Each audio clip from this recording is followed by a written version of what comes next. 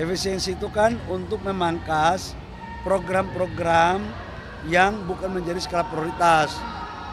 Rapat-rapat yang terlalu banyak, berangkat-berangkat ya, terus seminar-seminar, terus ada beberapa program-program yang mungkin diperiksa yang tidak bisa mewujudkan KPI. Saya pikir itu hal yang wajar aja, setiap pemimpin kan pasti punya target. Saya ucapkan selamat HUT fraksi Golkar yang ke-57, 57. Semoga di HUT yang ke-57 ini fraksi Golkar selalu menjadi fraksi terdepan dalam memberikan kontribusi kepada pembangunan bangsa dan negara lewat dukungan kepada program-program pemerintah, khususnya Bapak Presiden Prabowo dan Wakil Presiden Mas Gibran Raka Buming Raka. Dan saya yakin dan percaya bahwa seluruh kader yang tergabung dalam fraksi Golkar akan betul-betul mampu melakukan yang terbaik untuk memperjuangkan apa menjadi hak-hak rakyat. Ya. Pak Bahlil, satu doni ada KLB-nya tugas luar biasanya Partai Gerindra. Nah ini mengamanatkan Pak Prabowo menjadi ketua lagi. Mungkin ada pandangan sendiri dari Pak Bahlil. Oh, saya pikir saya ucapkan selamat ya. Saya ucapkan selamat dan penghargaan yang luar biasa atas terpilihnya Pak Presiden Prabowo untuk menjadi Ketua Umum Gerindra sekaligus menjadi Ketua Dewan Pembina juga ya. Hebatlah, pasti dong. Kita doakan Partai Gerindra ke depan sukses terus, maju terus, sudah bertentu dengan bersama-sama Golkar maju terus ya. Oke. Lagi Bang, soal yang Saminirba Pak, soal yang Saminirba kan balik ya Bang. Iya, kita kan sudah ajukan DIM-nya ya.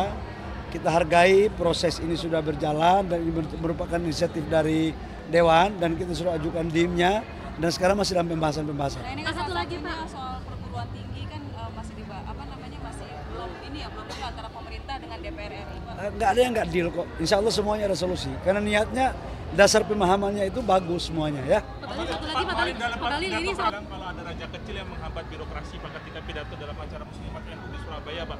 Itu bagaimana Pak soal raja-raja kecil yang mengganggu proses birokrasi terutama saat efisiensi anggaran ini Pak? Saya pikir Bapak Presiden Prabowo kan punya visi dan punya program. Dan untuk menjalankan visi punya program itu harus betul-betul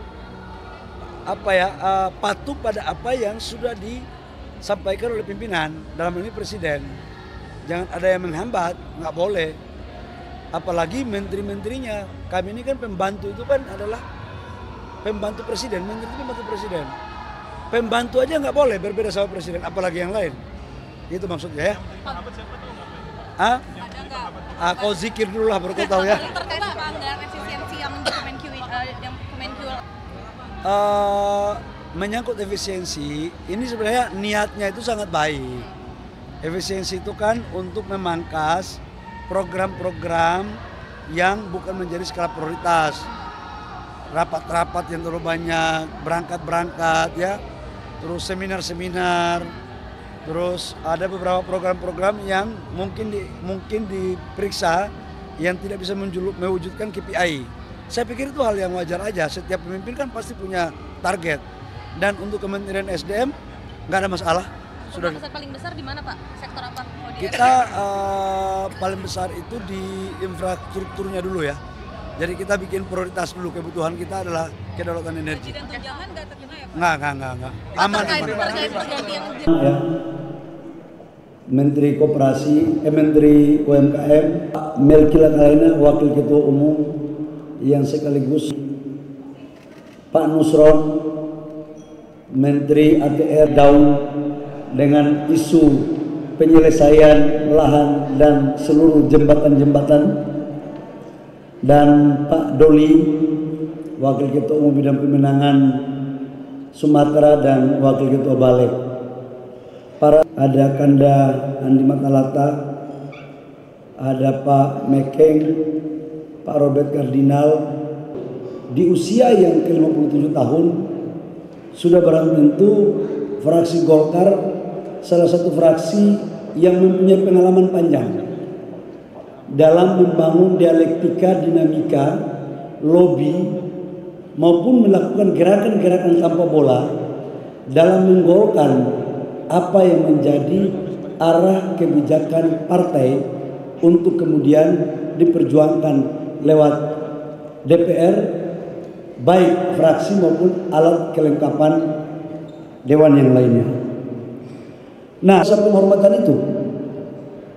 Tetapi dalam konteks implementasi berikutnya, kita mempunyai target agar suara kita harus tetap ada kenaikan di pemilu 2029. Sekarang 102, kita targetkan ke depan harus lebih dari itu. Nah, aset terbesar kita sekarang selain daripada struktur partai dan anggota DPR Kabupaten Kota, aset kita yang paling besar sekarang adalah Bapak Ibu anggota DPR RI fraksi Golkar yang ada pada dalam ruangan hari ini. Saya ucapkan selamat HUT fraksi Golkar yang ke-57 57. Semoga di HUT yang ke-57 ini fraksi Golkar selalu menjadi fraksi terdepan dalam memberikan kontribusi kepada pembangunan bangsa dan negara lewat dukungan kepada program-program pemerintah, khususnya Bapak Presiden Prabowo dan Wakil Presiden Mas Gibran Rakebuming Raka. Dan saya yakin dan percaya bahwa seluruh kader yang tergabung dalam fraksi Golkar akan betul-betul mampu melakukan yang terbaik untuk memperjuangkan apa menjadi hak-hak rakyat. Ya. Pak Bahlil, satu dong ini ada KLB-nya tugas luar biasanya Partai Gerindra. Nah ini mengamanatkan Pak Prabowo menjadi ketua lagi. Mungkin ada pandangan sendiri dari Pak Bahlil. Oh, saya pikir saya ucapkan selamat ya. Saya ucapkan selamat dan penghargaan yang luar biasa atas terpilihnya Pak Presiden Prabowo untuk menjadi Ketua Umum Gerindra sekaligus menjadi Ketua Dewan Pembina juga ya. Hebatlah, pasti dong. Kita doakan Partai Gerindra ke depan sukses terus, maju terus, sudah bertentu dengan bersama-sama Golkar maju terus ya. Oke. Soalnya Saminirba Pak, soalnya Saminirba kan balik ya Pak. Iya, kita kan sudah ajukan DIM-nya ya. Kita hargai proses ini sudah berjalan dan ini merupakan inisiatif dari Dewan dan kita sudah ajukan DIM-nya dan sekarang masih dalam pembahasan-pembahasan. Nah, ini kan satu lagi Pak soal perguruan tinggi kan masih masih belum ini ya, belum deal antara pemerintah dengan DPR RI Pak. Nggak ada yang nggak deal kok. Insya Allah semuanya ada solusi. Karena niatnya, dasar pemahamannya itu bagus semuanya ya. Pak Bahlil, satu lagi Pak Bahlil ini soal kalau ada raja kecil yang menghambat birokrasi Pak ketika pidato dalam acara Muslimat NU di Surabaya Pak, itu bagaimana Pak soal raja-raja kecil yang mengganggu proses birokrasi terutama saat efisiensi anggaran ini Pak? Saya pikir Bapak Presiden Prabowo kan punya visi dan punya program. Dan untuk menjalankan visi punya program itu harus betul-betul patuh pada apa yang sudah disampaikan oleh pimpinan, dalam ini Presiden. Jangan ada yang menghambat, nggak boleh. Apalagi menteri-menterinya. Kami ini kan pembantu itu kan adalah pembantu Presiden, menteri itu pembantu Presiden. Pembantu aja nggak boleh berbeda sama Presiden, apalagi yang lain. Itu maksudnya ya. Kau zikir dulu lah baru kau tahu ya. Terkait apa anggaran efisiensi yang Kemenq menyangkut efisiensi, ini sebenarnya niatnya itu sangat baik. Efisiensi itu kan untuk memangkas program-program yang bukan menjadi skala prioritas. Rapat-rapat yang terlalu banyak, berangkat-berangkat ya. Terus seminar-seminar. Terus ada beberapa program-program yang mungkin diperiksa yang tidak bisa mewujudkan KPI. Saya pikir itu hal yang wajar aja. Setiap pemimpin kan pasti punya target. Dan untuk Kementerian SDM nggak ada masalah. Sudah. Pusat paling besar di mana Pak? Sektor apa? Kita paling besar itu di infrastrukturnya dulu ya. Jadi kita bikin prioritas dulu, kebutuhan kita adalah kedaulatan energi. Dan tunjangan nggak terkena ya Pak? Nggak. Aman.